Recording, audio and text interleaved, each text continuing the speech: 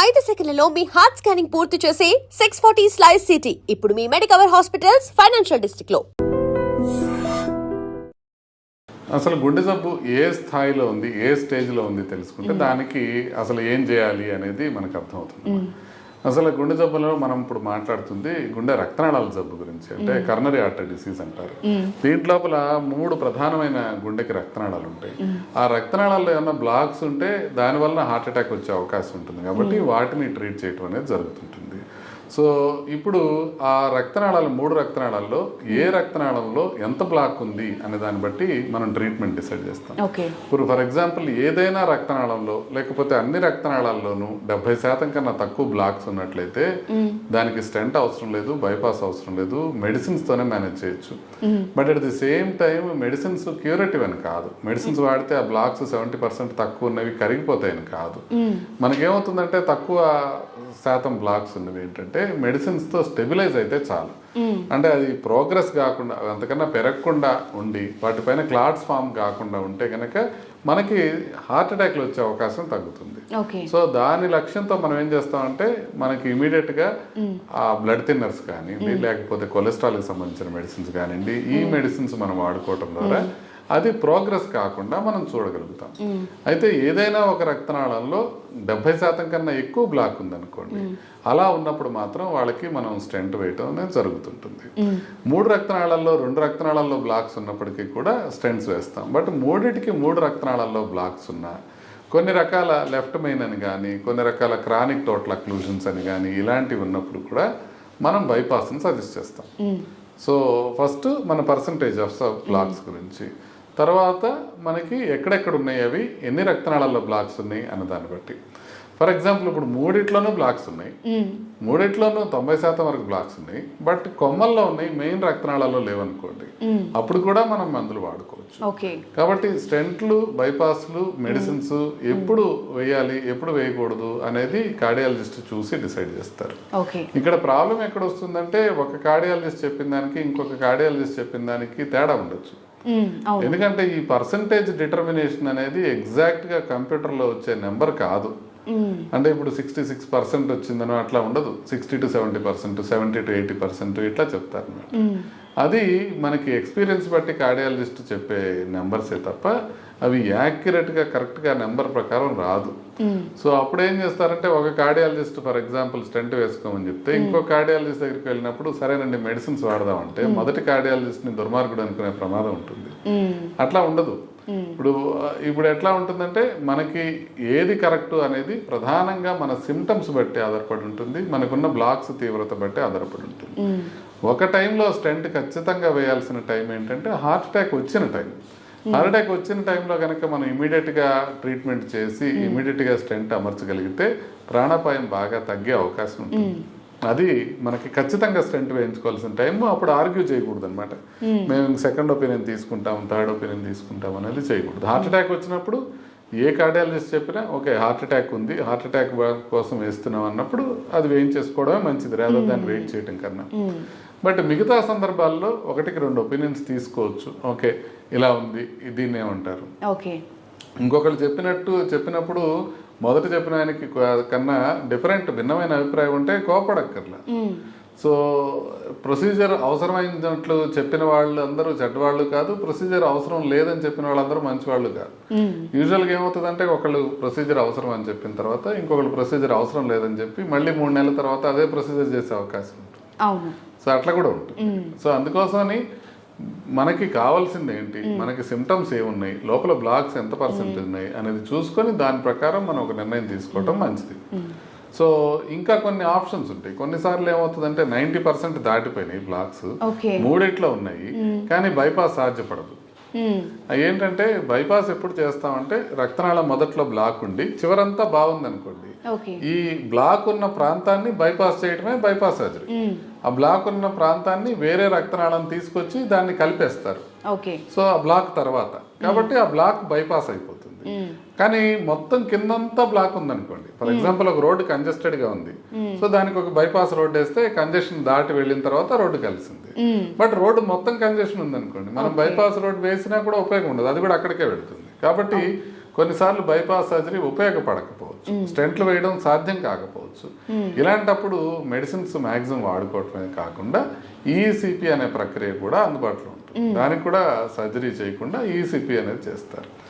కాకపోతే సర్జరీ చేసినప్పటికీ, స్టెంట్ చేసినప్పటికీ ఆల్మోస్ట్ ఒక 70-80% బెనిఫిట్ ఉంటే, ఈసీపీ చేసినప్పుడు ఒక 10-15% బెనిఫిటే ఉంటుంది. బట్ అది చేయలేం కాబట్టి ఇది చేసుకోవడం, అది చేయలేని స్థాయికి రీచ్ అయింది కాబట్టి అప్పుడు మనం ఈసీపీ చేసుకోవటం. సో యూజువల్గా మీరు అడిగిన ప్రశ్నకి క్లుప్తంగా చెప్పాలంటే, మెడిసిన్స్తో చాలా మందికి ట్రీట్మెంట్ ఇవ్వచ్చు. అది కరెక్ట్గా పరిపక్వ స్థితిలో ఉన్నప్పుడు, అంటే స్టెంట్ వేయాల్సిన అవసరం ఉన్నప్పుడు, లేకపోతే సర్జరీ చేయాల్సిన అవసరం ఉన్నప్పుడు అది వేసుకోవటం వల్ల దానివల్ల ఉపయోగం జరిగే అవకాశం ఉంటుంది. Other end of the spectrum ఏంటంటే, స్టెంట్ వేసినా బైపాస్ చేసినా ఉపయోగం లేని పరిస్థితుల్లో అప్పుడు మనం ఆల్టర్నేటివ్ మెథడ్ లాంటి ఈసీపీ లాంటిది పెంచుకోవచ్చు. ఇది మనం గమనించాలి. డాక్టర్ గారు, మనం చాలా మందిలో ఒకప్పుడు అంటే 50-60 ఏళ్ల పైబడ్డ వాళ్ళల్లో మనం హార్ట్ డిసీజెస్ కానీ హార్ట్ స్ట్రోక్లు కానీ చూసాం. కానీ రీసెంట్ డేస్లో మరి చిన్నపిల్లలు 10-13 ఏళ్ళు, 16 ఏళ్ళు, ఇప్పుడు 20-30 ఏళ్ళు వాళ్ళందరూ ఎఫెక్ట్ అవుతున్నారు. అసలు నాకు ఒక 40 ఏళ్ళు అట్లీస్ట్ గుండె జబ్బే రాకూడదు, అప్పటి వరకు నేను హ్యాపీగా ఆరోగ్యంగా ఉండాలంటే ముందుగా ప్రికాషన్స్ ఏం తీసుకుంటే బెటర్? అంటే ఇది చాలా ఇంపార్టెంట్ ప్రశ్న. అందరికీ అంతే కదా, మనకి గుండె జబ్బు రాకూడదు. అవును. మనం దాన్ని 90% వరకు నివారించుకోవచ్చు. 100% కాదు, బట్ 90% వరకు మీకు 60 ఏళ్ళు 70 ఏళ్ళు వరకు కూడా రాకుండా నివారించుకోవచ్చు. ఎలా డాక్టర్? ఎలా అంటే అది ఒక పెద్ద అద్భుతమైన ప్రక్రియ కాదు, మనకు తెలిసిన విషయాలే. మనం ఒకటి, రోజు సరిగ్గా వ్యాయామం చేయటం, ఆహారం విషయంలో జాగ్రత్తలు తీసుకోవటం. చాలా మీకు సింపుల్ గా అనిపిస్తుంది ఆహారం విషయంలో జాగ్రత్తలు తీసుకోవటం అంటే. బట్ ఇప్పుడు బయటకు వెళ్ళేటప్పుడు బాగా టైర్ అయిపోయినారు, బిర్యానీ తినేసి వెళ్ళిపోదాం అంటే తినేసి వెళ్ళిపోతాం, మనం ఆలోచించాం దాని గురించి. సో ఆహారం, ఆరోగ్యకరమైన ఆహారం తీసుకోవడం అంటే హోల్ ఫ్రూట్స్ కానీ, గ్రెయిన్స్ కానీ, ఇట్లాంటివి మనం బాగా తీసుకోవటం. ఎక్సెస్ కార్బోహైడ్రేట్ ఉన్న పదార్థాలు అంటే చాక్లెట్స్ కానీ, బిస్కెట్స్ కానివ్వండి, లేకపోతే స్వీట్స్ కానివ్వండి, ఐస్ క్రీమ్స్ కానివ్వండి, ఇవాళంటే అవాయిడ్ చేయటము. తర్వాత మనకి కార్బోహైడ్రేట్స్ అధికంగా ఉన్నాయి, కూల్ డ్రింక్స్ లాంటివి అవాయిడ్ చేయటం, మరీ ఎక్సెస్ ఫ్యాట్ ఉన్న సబ్స్టెన్సెస్ కూడా అవాయిడ్ చేయటం. ఇలాంటివి చేసుకుంటూ ప్లెంటీ ఆఫ్ ఫ్రూట్స్, వెజిటబుల్స్ ఎక్కువ తీసుకున్నట్లయితే, సాలెడ్స్ తీసుకున్నట్లయితే మనకి ప్రాబ్లమ్స్ వచ్చే అవకాశం తక్కువ ఉంటుంది. సో ఆహారం జాగ్రత్తగా తీసుకోవటం, వ్యాయామం జాగ్రత్తగా చేయటం, అధిక బరువు ఉన్నట్లయితే అది తగ్గించుకోవటం, వ్యసనాలు ఉంటే వాటికి దూరంగా ఉండటం, స్మోకింగ్ చేసే వాళ్ళు మానేయటం, ఆల్కహాల్ తీసుకునే వాళ్ళు తగ్గించుకోవటం, ఇలాంటి వాటితో పాటుగా బీపీ, షుగరు, కొలెస్ట్రాల్ ఈ లెవెల్స్ ఎంత ఉన్నాయో చూసుకొని ఆ లెవెల్స్ని మనం పూర్తిగా కంట్రోల్ పెట్టుకోవడంతో పాటు మానసిక ప్రశాంతత ఉంచుకోవటం, నిద్ర సరిగ్గా పోవటం, వాటర్ సరిగ్గా తీసుకోవటం, ఇన్ జనరల్ అన్నీ మీకు తెలిసిన విషయాలే. ఆరోగ్యకరమైన గుండెకి ఆరోగ్యకరమైన విషయాలు అని మీకు తెలిసిన విషయాలనే 100% పాటించినట్లయితే 90% వరకు మనకి ఏ ప్రాబ్లం రాకుండా ఉండే అవకాశం ఉంటుంది. అంటే మీకు తెలిసిన విషయాలు, నాకు తెలిసిన విషయాలు మనం గట్టిగా గనక పాటించినట్లయితే హార్ట్ ప్రాబ్లం వచ్చే అవకాశం చాలా చాలా వరకు తగ్గిపోతుంది. ప్రధానంగా హార్ట్ ప్రాబ్లం ఎందుకు వస్తుంది అని అంటే, మనకు తెలిసిన విషయాలను మనం పాటించకపోవటం వల్లనే వస్తుంది. అవును డాక్టర్, ఇప్పుడు మీరు చెప్పిన విషయాలు ఎంత తెలిసినా కూడా ఏముందిలే, ఎంగేజే కదా, ఇప్పటి నుంచి ఎందుకులే అంత టెన్షన్ తీసుకోకు ఇలా అనుకుంటారు. నిజానికి ఒక మనిషి ఏజ్ నుండి పూర్తిగా మీరు చెప్పిన జాగ్రత్తలన్నీ పాటించాలి. అవునండి. ఇప్పుడు మీరు చిన్నపిల్లల్లో అసలు నడవడం అనేది ఉండదు, ఆడేవాళ్ళు ఆడతారు, ఆడని వాళ్ళు అసలు ఏం చేయరు. అవును. ఇప్పుడు కొద్దిగా బ్యాడ్మింటన్, క్రికెట్ ఆడుకునే వాళ్ళు ఆడుకుంటారు, లేని వాళ్ళు ఏం చేస్తారు, వాళ్ళు పోయి రోజు నడవరు కదా. నడిస్తే వాళ్ళు కూడా, ఫ్రెండ్స్ కూడా ఏమంటారు, మీకేమన్నా 60 ఏళ్ళు వచ్చినాయా, ముసలం అయిపోయా, ఇప్పటి నుంచి ఎందుకు నడుస్తున్నావు అంటే, చిన్నప్పటి నుంచే ఒక యాక్టివిటీలో ఎంగేజ్ అయి ఉండటం అనేది అవసరం. అది స్పోర్టింగ్ యాక్టివిటీ కావచ్చు, రెగ్యులర్ గా బ్రిస్క్ వాకింగ్. ఇప్పుడు అందరూ ఆడలేరు కదా, కొంతమంది ఆటలు రాని వాళ్ళు రెగ్యులర్ గా వాకింగ్ చేయడం, ఏదో ఒక ఫిజికల్ యాక్టివిటీకి రెగ్యులర్ గా అలవాటు చేసుకున్నట్లయితే, 20 years అప్పటి నుంచే అలవాటు చేసుకున్నట్లయితే ఏజ్ పెరిగే కొద్దీ కూడా ఏమీ వచ్చే అవకాశం బాగా తక్కువ ఉంటుంది. డాక్టర్ గారు, ఈ హార్ట్ అటాక్కి డేలో ఉండే సమయానికి నిజంగా ఏమైనా లింక్ ఉందా? ఎందుకంటే చాలా మందిలో నైట్ హార్ట్ స్ట్రోక్తో చనిపోవడం, తెల్లవారుజామున హార్ట్ స్ట్రోక్ రావడం, ఇవి బాగా చూస్తూ ఉంటాం. నిజంగా టైమింగ్కి దానికి ఏమైనా రిలేషన్ ఉందా? యూజువల్గా తెల్లవారుజామునే హార్ట్ అటాక్లు ఎక్కువ వస్తుంటాయి. ఓకే. ఎందుకు అని అంటే, కౌంటర్ రెగ్యులేటరీ హార్మోన్స్ అంటారు. అంటే మామూలుగా నిద్రపోతున్నప్పుడు హార్మోన్ లెవెల్స్ చాలా తక్కువ ఉంటాయి, అందువల్ల బీపీ తక్కువ ఉంటుంది, హార్ట్ రేట్ తక్కువ ఉంటుంది, సింపథెటిక్ నర్వస్ సిస్టమ్ అనేది బాడీలో ఉంటుంది, అది తక్కువ మోతాదులో పనిచేస్తుంటుంది. మనం ఎర్లీ మార్నింగ్లో మనని లేపి మనని డే మొత్తం చూడటానికి వీలుగా hormonal levels sympathetic nervous system activate అవుతాయి. అవి పొద్దున పూట మనకి యాక్టివేట్ అయ్యేటప్పటికి పొద్దున పూట సహజంగా ఎర్లీ మార్నింగ్లో మన బీపీ పెరగడం, మనకి హార్ట్ బీట్ పెరగడం జరుగుతూ ఉంటాయి. సో ఈ హార్మోన్స్ ప్లస్ ఈ సింపథెటిక్ నర్వస్ సిస్టమ్ ఎక్కువగా ఉండటం వల్ల మనకి హార్ట్ ప్రాబ్లమ్స్ అనేది ఎర్లీ మార్నింగ్లో ఎక్కువ వచ్చే అవకాశం ఎక్కువ ఉంటుంది. సో ఆ ప్రక్రియని ప్రపంచవ్యాప్తంగా యాక్సెప్ట్ చేస్తారు, ఎర్లీ మార్నింగ్ లోనే ఎక్కువ వచ్చే అవకాశం ఉంటుంది. బట్ అట్లానే అప్పుడే రావాలని లేదు, రోజు మొత్తం మీద ఎప్పుడైనా రావచ్చు, బట్ యూజువల్ గా ఎర్లీ మార్నింగ్ లో స్టార్ట్ అవుతుంది. బట్ ద ప్రాబ్లం ఏంటంటే ఇప్పుడు ఫర్ ఎగ్జాంపుల్ ఇప్పుడు ఒక 4 o'clock అటాక్ వచ్చింది అనుకోండి, ఆ వ్యక్తి ఇంట్లో వాళ్ళని లేపడానికి కూడా సందేహిస్తారు ఈ టైంలో ఎట్లా అని. సో ఇప్పుడు కుటుంబ సభ్యులను లేపడానికే సందేహిస్తారు, ఆ టైంలో డాక్టర్స్ ఉంటారో లేదో అనుకుని నెమ్మదిగా 10 గంటలకు వెళ్ళేటప్పటికి హార్ట్ అటాక్ వచ్చిన మొదటి 6 గంటల లోపల మనం యాంజియోప్లాస్టీ కానీ లేకపోతే ఇంజెక్షన్స్ కానీ ఇచ్చినట్లయితే ప్రాణానికి ప్రమాదం గణనీయంగా తగ్గే అవకాశం ఉంటుంది. కానీ మీకు 4 గంటలకి ప్రాబ్లం వచ్చి 10 గంటల తర్వాత మీరు హాస్పిటల్కి వెళ్ళినట్లయితే ప్రమాదం చాలా చాలా ఎక్కువ ఉంటుంది. అంటే ఒకసారి 6 గంటలు గడిచిపోయి గుండె డ్యామేజ్ అయిపోయిన తర్వాత మనం ఎంత చేసినా కూడా పార్షియల్ రిజల్టే ఉంటుంది. కాబట్టి ఎర్లీగా ఎనీ టైం 2 కావచ్చు, 3 కావచ్చు, 4 కావచ్చు, ఎప్పుడు అటాక్ వస్తే అప్పుడు ఇమీడియట్ గా హాస్పిటల్ చేరుకోవడం అనేది చాలా ఇంపార్టెంట్. అంటే ఖచ్చితంగా గుర్తుపట్టడానికి ఇవి పర్టికులర్ లక్షణాలు అని ముందే ఇన్ని అవర్స్ ముందని ఏమన్నా తెలుస్తుందా డాక్టర్? ముందుగా తెలియదు, వచ్చిన రాగానే తెలుస్తుంది. ఎట్లాగా గుండెకి నొప్పి ఛాతీకి మధ్య భాగంలో ఉంటుంది, వేలితో చూపించలేని విధంగా గుండె ఛాతీ మొత్తం వ్యాపిస్తుంది. అది గుచ్చినట్టుగా కాకుండా బరువుగా గానీ, నొప్పిగా గానీ, మంటగా గానీ, నొక్కినట్టుగా గానీ ఉంటుంది. సో అది నడిస్తే 2 అడుగులు నడిస్తే ఎక్కువ అవుతుంటది, లేకపోతే తగ్గుతూ ఉంటుంది. దాంతో పాటుగా ఆయాసం రావటం కానివ్వండి, చెమటలు పట్టడం కానివ్వండి, లేకపోతే చేతికి పాకటం కానివ్వండి, బ్యాక్కి వెళ్ళటం కానివ్వండి, 2 దవడలకు రావటం కానివ్వండి, ఇలాంటివి జరుగుతుంటాయి. వీటిల్లో మనకి ముఖ్యంగా మనం తెలుసుకోవాల్సింది ఏంటంటే మనకి ఛాతీ మొత్తం రావడం. మనకి చివరికి ఏం గుర్తుంటుంది అంటే మీకు ఇంటికి వెళ్ళిన తర్వాత చెమట పడితే ఇది అని, ఎక్కడ నొప్పి వచ్చి చెమట పట్టినా భయపడతారు. అట్లా కాదు, ఛాతీకి మధ్య భాగంలో రావటం, అది వేలితో చూపించలేని విధంగా మొత్తం రావటం, అది బరువుగా కానీ, నొప్పిగా కానీ, లేకపోతే పట్టుకున్నట్టుగా కానీ, మంటగా కానీ, గుచ్చినట్టుగా కాదు అలా ఉండటం, తర్వాత నడిస్తే ఎక్కువయ్యి ఆగిపోతే తగ్గిపోవడం. వీటితో పాటుగా మీకు చేతికి లాగటం కానీ, దవడలకు రావటం కానివ్వండి, వెనక్కి వెళ్ళటం కానివ్వండి, స్వెట్టింగ్ రావటం కానివ్వండి, ఆయాసం రావటం కానివ్వండి, ఈ లక్షణాలు కూడా దోహదపడతాయి. సో ప్రధానంగా మనం తెలుసుకోవాల్సింది ఏంటంటే ఎప్పుడు కూడా మనకి రిస్క్ ఫ్యాక్టర్స్ కనుక్కున్నట్లయితే, అంటే బీపీ ఉంది, షుగర్ ఉంది, కొలెస్ట్రాల్ ఉంది, స్మోకింగ్ చేస్తున్నారు, అట్లా రిస్క్ ఫ్యాక్టర్స్ ఉన్న వాళ్ళు ఏ రకమైన నొప్పి వచ్చినా తీవ్రంగా వస్తే ఇమీడియట్గా హాస్పిటల్కి వెళ్ళి గుండెకి సంబంధించిన టెస్ట్ చేసుకోవాలి. అదే రిస్క్ ఫ్యాక్టర్స్ లేకుండా ఇప్పుడు మీకు బీపీ లేదు, షుగర్ లేదు, ఒక 22 year old అమ్మాయి ఉందనుకోండి, తనకు కొంచెం గుచ్చుకున్నట్టు నొప్పి వస్తే ఏం భయపడాల్సిన అవసరం లేదు, మరుసటి రోజు పొద్దున హ్యాపీగా వెళ్ళొచ్చు. సో ఆ డిస్టింక్షన్ మనం గుర్తించాల్సిన అవసరం ఉంటుంది. People with risk factors any time problem వచ్చినా కూడా హాస్పిటల్కి రష్ అయిపోవడం మంచిది. నేను చెప్పినట్టు తీవ్రంగా హార్ట్ ప్రాబ్లం లాగా పెయిన్ వచ్చినట్లయితే ఇమీడియట్గా వెళ్ళిపోవడం మంచిది. డాక్టర్ గారు, మనము ఇప్పుడు ఈ మధ్యకాలంలో మార్కెట్లో చూస్తున్నాం, చాలా రకాల ఆయిల్స్ డిఫరెంట్గా తింటున్నారు, అండ్ జంక్ ఫుడ్ తింటున్నారు, మయోనీస్తో సహా, అంటే చీజ్ కానీ, నెయ్యి కానీ, ఏదైనా అన్నీ తింటున్నారు. నిజంగా ఇవి గుండెకి మేలు చేస్తాయా?